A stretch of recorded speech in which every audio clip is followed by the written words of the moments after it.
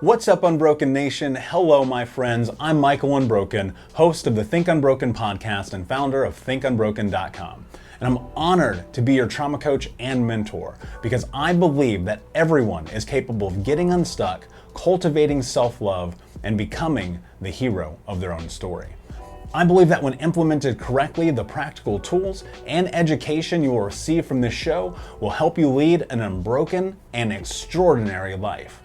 I believe that no matter what we come from, that we all have the ability to choose ourselves first, to create and manifest a powerful and grace-filled future and love the reflection in the mirror. I believe that every day is a day to grow, learn, heal, and change. That's why I started my company, thinkunbroken.com, which is an online training and healing and personal growth platform where you get everything that I know about how to get motivated, be accountable, get out of the vortex, and become the hero of your own story through community, connection, and commitment. For more information, visit thinkunbroken.com. Please listen closely as you may learn just one thing that will help you be unbroken. And please share this episode with at least 3 of your friends because we all need community and connection in our healing journey. And be sure to DM me and tag me on Instagram at Michael Unbroken so that I can say hi.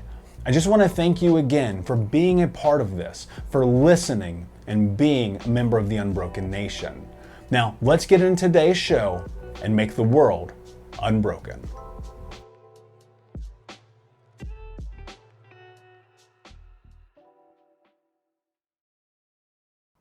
Resilience. Life is all there is.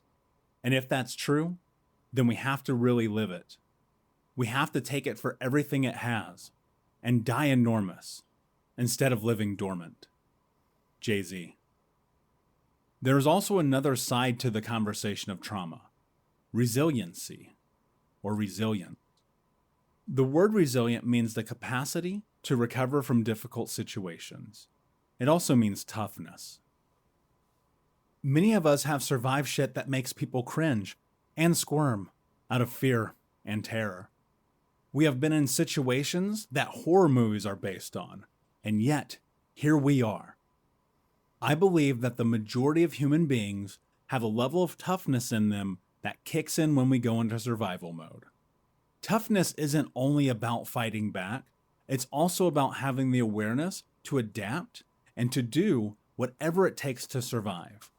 Being tough means being a warrior, and you've been wearing camo face paint and carrying bayonets since you were old enough to walk. I have been asked so many times how I survived. How many times have you been asked this question? My answer used to be along the lines of, I just figured it out. Now that I have a better understanding of the path that I have been on, I know that statement is true to an extent, but it's not the whole truth. The whole truth is that throughout different periods of my life, from childhood until now, I have had people in my life I could trust to spur me on, who loved me, supported me, gave me shelter, created a sense of safety, helped me, and wanted to make sure I was doing well in school.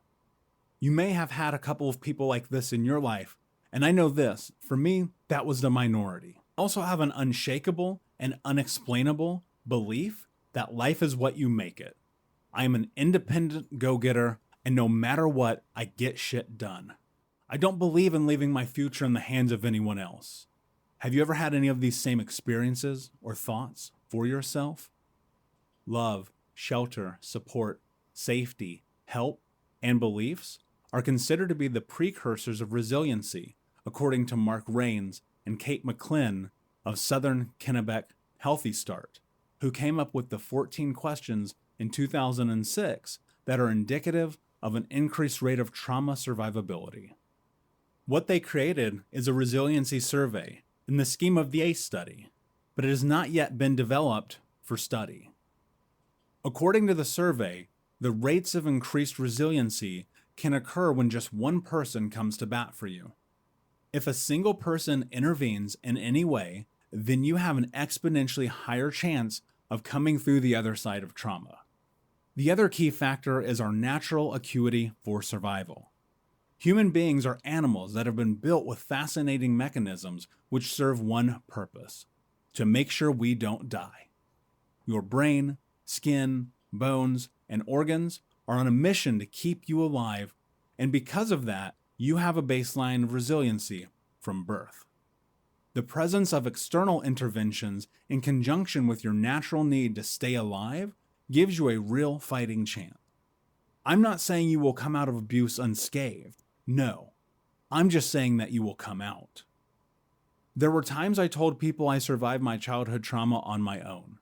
I convinced myself that I single-handedly survived my abuse. It wasn't until I took a step back and took into account the people who had, without a doubt, been there for me that I realized I wasn't alone. The truth was I was too scared to admit that anyone helped me. That level of vulnerability was terrifying. I grew up in a way that made seeking or asking for help a sign of weakness, but I had to accept that I hadn't done this on my own. Admitting that throughout this entire journey, there has been someone there for me in some fashion was very difficult for me. I was of the mentality that I was unshakable and didn't need anyone's help. That was a lie I told myself. There is no strength in going to war alone, and in retrospect, I came to recognize that I stood with 1,000 troops behind me. The truth was that I was too scared to be vulnerable and to acknowledge that I couldn't do everything on my own. Being afraid to seek help was a key factor in how I got caught in the vortex to begin with. There are so many incredible people who have shaped my existence and helped me on this path. I listed those people in the acknowledgement section and could write an entire book on the experiences and interactions I had with them and the impact that they have had on my life. Those people loved me, cared for me, instilled hope in me, helped me in school, forced me to hold myself to a higher standard, and ultimately have become the driving force for how I view myself in the world. I didn't love myself or allow those people to love me because I was too scared.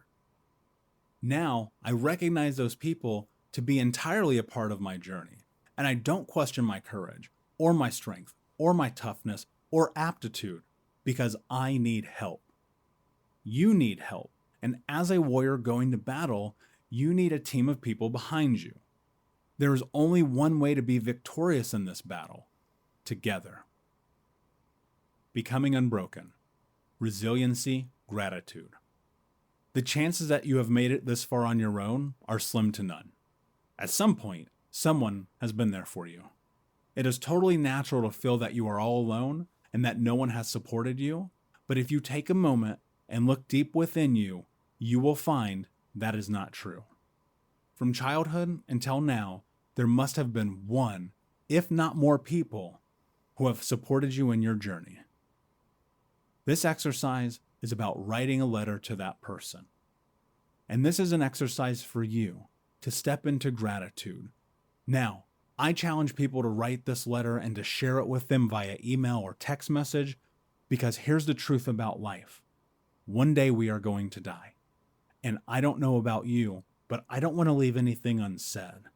And more so, I have found an incredible support by reaching out to those people just to say thank you. Not only to acknowledge the power that they've given me, but also to acknowledge the fact that I feel it necessary to reciprocate my gratitude.